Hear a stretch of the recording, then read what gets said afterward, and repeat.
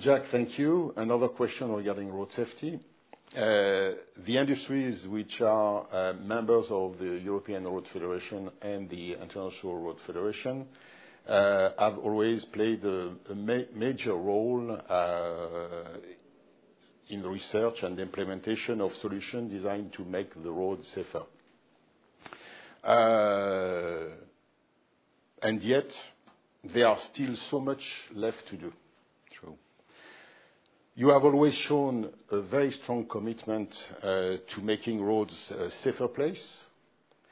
In addition to stringent laws, speed control, and mobility restrictions, what other path for progress do you have in this field?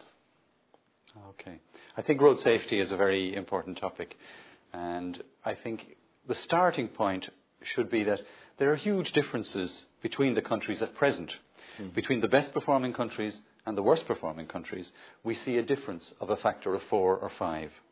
So the first thing is that so many countries can learn from the good performing countries, from the things that have been done. Not necessarily restrictive things, but application of laws, changing human behaviour, better human responses to, for example, alcohol or speeding. So there's an awful lot that can be done already in many countries to catch up. So that's one thing. A second thing I think that's very important in road safety is that it's a shared commitment.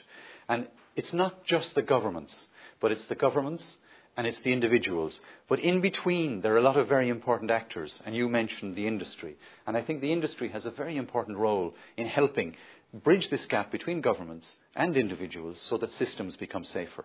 And we know that your organisation and others have done a lot to make cars safer, to make roads safer, to make the system safer. And I think if we get that sense of shared responsibility between all the actors, public and private, we can continue to improve road safety. And then the third thing I think that's very important is new technology. And maybe this is more controversial, but I think we are nowhere near using the full benefits of technology to make roads safer.